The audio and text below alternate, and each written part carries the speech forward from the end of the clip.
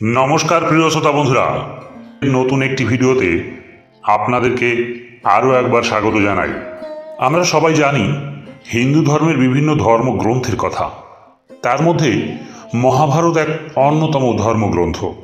আর এই মহাভারত গ্রন্থের সবথেকে চর্চিত ও জনপ্রিয় অধ্যায় হল কুরুক্ষেত্রের ময়দানে 18 দিন ধরে ঘটে যাওয়া যুদ্ধের ঘটনা। এবং সেই যুদ্ধের ময়দানে ভগবান শ্রীকৃষ্ণ অর্জুনকে যে উপদেশ দিয়েছিলেন তা এখনও সমানভাবে আমাদের জীবনে গুরুত্বপূর্ণ। তো বন্ধুরা, আপনারা কি জানেন কুরুক্ষেত্রের ময়দানকেই কেন এই ধর্মযুদ্ধের জন্য বেছে নেওয়া হয়েছিল? আরও তো অনেক জায়গা ছিল, তাহলে কেন কুরুক্ষেত্রকে যুদ্ধের জন্য উপযুক্ত বলে মনে করেছিলেন ভগবান শ্রীকৃষ্ণ? এমন কী গুরুত্ব ছিল এই জায়গাটার, যার জন্য ওখানেই যুদ্ধের আয়োজন করা হয়েছিল? আজ এই ভিডিওর মাধ্যমে আপনাদের জানাবো যে কেন কুরুক্ষেত্রকেই যুদ্ধের জন্য বেছে নেওয়া হলো। এর পেছনে কয়েকটা কারণ আছে, আপনাদেরকে একটা একটা করে বিস্তারিতভাবে জানাবো। আর সঙ্গে জানাবো যে এই ধর্মযুদ্ধের পর দুই পক্ষ থেকে কতজন বেঁচে ছিলেন আর তাদের নাম কি। তো বন্ধুরা, এই সমস্ত কিছু জানার জন্য ভিডিওটির শেষ পর্যন্ত আমাদের সঙ্গে থাকুন। যেহেতু এই যুদ্ধটা একটা ধর্মযুদ্ধ ছিল, তাই ভগবান শ্রীকৃষ্ণকে দায়িত্ব দেওয়া হয়েছিল যে যুদ্ধের আয়োজন কোথায় করলে ভালো হয়। তিনি যেমন একাধারে ছিলেন ভগবান, তেমনি তিনি ছিলেন দ্বারকার রাজা। তার মতো সুদক্ষ রাজনীতিবিদ ও দূরদর্শী সম্পন্ন রাজা আগেও কেউ ছিল না, আর না ভবিষ্যতেও কেউ হবে। আর যেহেতু তিনি ভগবান, তাই তিনি সব জানতেন যে এই যুদ্ধে কি হবে, এর পরিণতি কি, কে জিতবে, কে হারবে, কে বাঁচবে আর কেই বা মারা যাবে। তাই তিনি এই কুরুক্ষেত্রকেই বেছে নিয়েছিলেন যুদ্ধের জন্য। কারণ এই কুরুক্ষেত্র স্থানটি ছিল অতি পুণ্যভূমি। এই কুরুক্ষেত্রের পরিধি ছিল 96 মাইল বা 48 ক্রোশ। এটি হরিয়ানাতে অবস্থিত।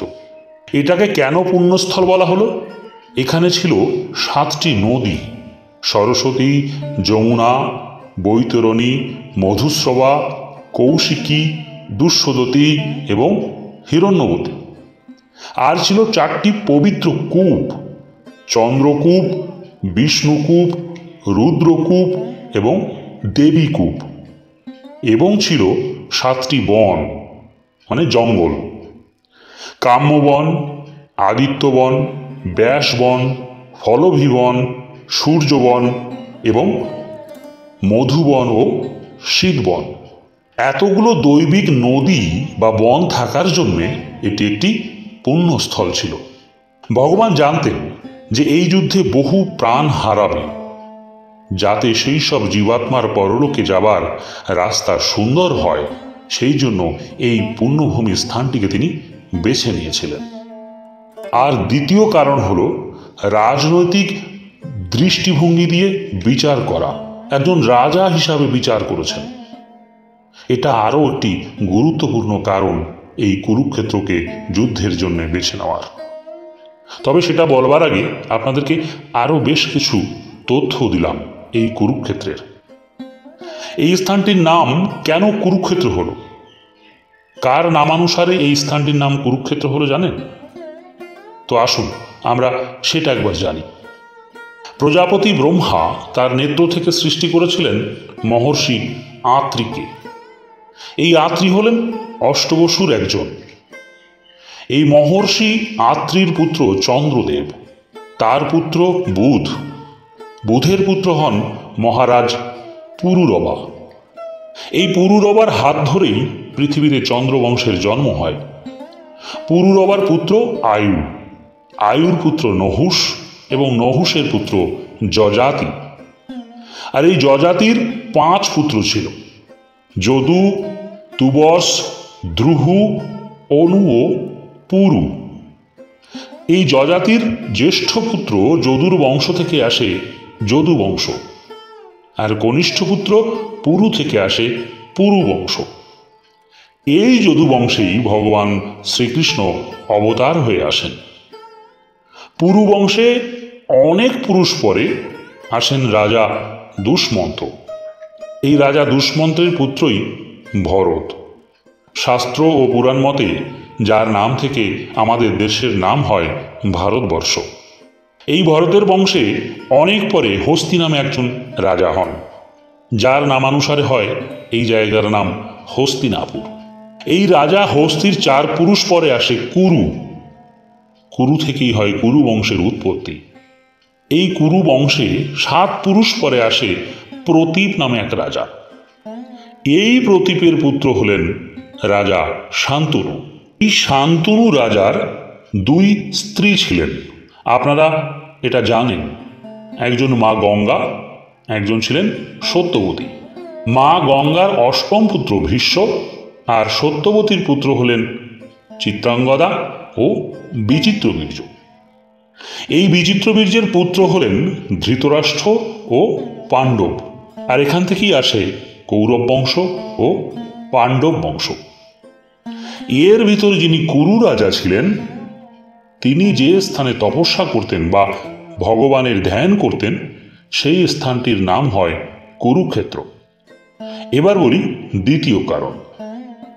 এই যুদ্ধে এত পরিমাণ সৈন্য যুদ্ধ করেছিল, সেটা শুনলে আপনারা সবাই অবাক হয়ে যাবেন। আর এটা ভগবান জানতেন, তাই তিনি কুরুক্ষেত্রটাকেই যুদ্ধের জন্য উপযুক্ত স্থান হিসাবে ভেবেছিলেন। কতজন সৈন্য যুদ্ধ করেছিল আসুন একবার জানি। 2 পক্ষ মিলে মোট 18 অক্ষৌহিণী সৈন্য যুদ্ধ করেছিল। এক একটি অক্ষৌহিণীতে সৈন্য ছিল 2,18,700 জন করে।